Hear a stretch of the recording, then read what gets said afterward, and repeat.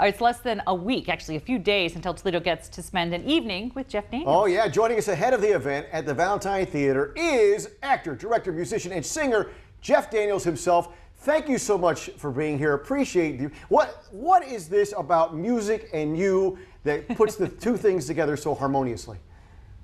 I grew up in Chelsea, Michigan, and I started out doing high school musicals and summer musicals and all that. So I didn't do that in New York because those were big time Broadway people, but I picked up a guitar in the 70s and I just kept playing and writing. And this is kind of my one-man musical. It's a one-man show, and I'm going to entertain people, make them laugh, write songs about the Midwest and, tell stories about what it's like to be killed by Clint Eastwood in a movie and then sing a song about it.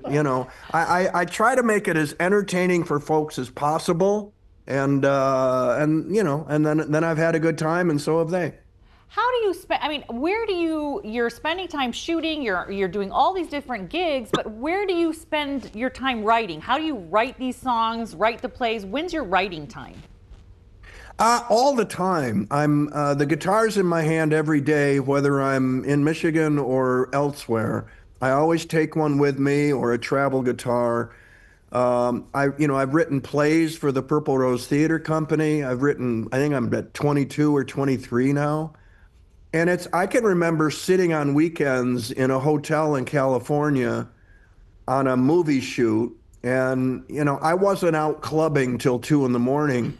I was sitting in the hotel room over the weekend rewriting a second act, and that was just kind of what I wanted to spend my time doing. And then it actually ended up, it ends up in front of an audience, whether it's a song as part of the show or whether it's a play at the Purple Rose. It's going to land somewhere. It's not just going into a notebook. So it was also part of what I do, and to come down to Toledo and play for people. Some of these songs have been written 20 years ago, 30 years ago, but they relate today and they connect today, and that's been the joy of it for me. Is that stuff that I wrote years ago still works now, and so I get to do it in Toledo. You've written several albums. For people who have not heard your music or not seen your act, who would you compare yourself to, maybe as an influence? John Prine was an influence, Lyle Lovett, John Hyatt, Christine Lavin was one of the first people with an acoustic guitar who showed me she could, funny is okay. You can be funny. You don't have to try to be Bob Dylan. There's already a Bob Dylan, so don't waste your time. It doesn't mean you can't write stuff that moves people, but don't shy away from the funny. Arlo Guthrie, Steve Goodman, Todd Snyder passed away yesterday, and he was a guy that was very out of the box, but he used humor, and it's what we do at the Purple Rose. I mean, we're using humor to help people through, a very divisive time in the country, and it's working, and it works with the guitar too. I'm the escape. I'm the exit ramp to kind of let everybody kind of take a breath and have some fun for an hour and a half. Well, the bill of fare at the Purple Rose is really connected to our region. I heard rave reviews completely about my mother and the Michigan-Ohio War, and in fact, they mentioned the Lambertville VFW, where I grew up right around the corner. So, having that Southeast Michigan connection is so much fun for all of us around here. The Classic King, though, is coming up. You're going to be moving from doing the stage show to directing the Classic King. Talk a little bit about that performance. I've got my tickets already. Talk about the Classic King.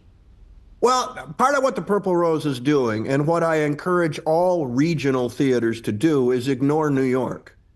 Stop producing plays that were done in New York or musicals that were done 20 years ago. Find half a dozen writers and write about your corner of the country.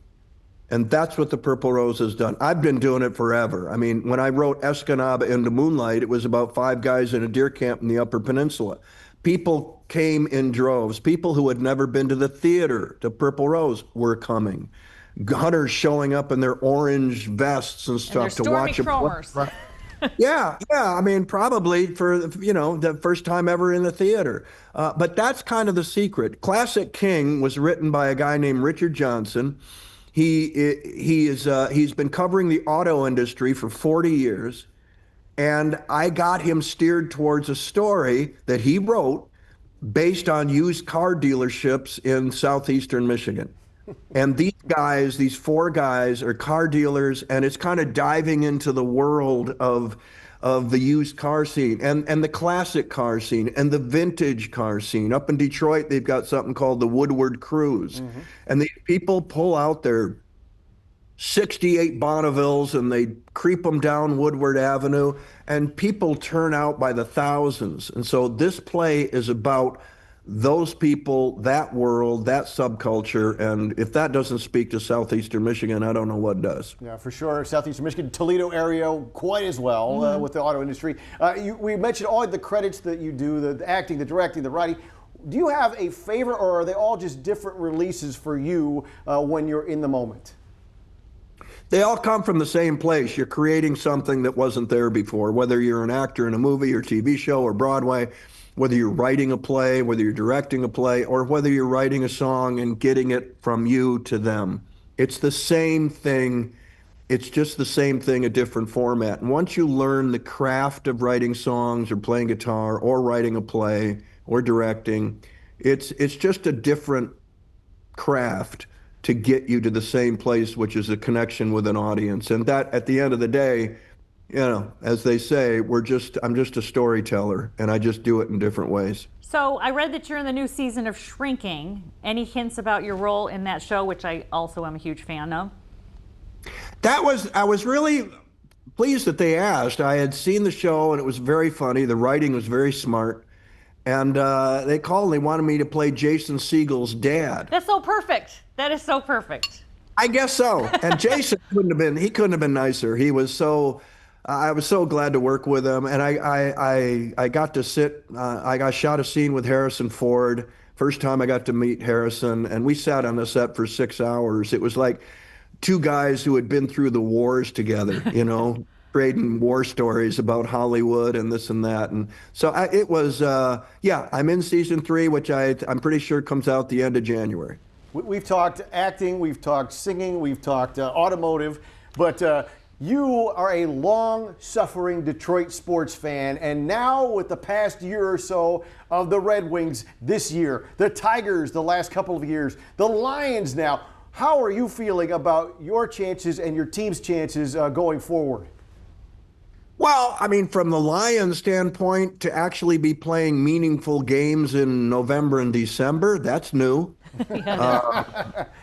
The Tigers, you know, I mean, it looked like we just ran out of gas in September this year, but we've been in it for 2 years in a row. You got the nucleus of a great team. The Red Wings seem to be, you know, they're winning. It's in the days when we all used to wear bags over our heads, those days are gone. And the sun has come out in the Detroit sports scene. Excellent. Yesterday, we're just not going to talk about. We're not going to talk about it. All right. Well, thank you. Yeah, that was, you're going, okay, what happened? What happened? You know, yeah. So. There's always going to be days like that. That's true. So there you go. All right, so we want to let everyone know that we can come see your performance. It's Saturday, November 22nd, 8 p.m. at the Valentine. Have you ever been to the Valentine before? No, I have not. I'm looking forward to it. It's beautiful. It's beautiful. Great venue. Mm-hmm. Thank you so much, Jeff Daniels, for taking time to talk with us this morning. We appreciate it. You have a great day. Thanks, guys. Appreciate it.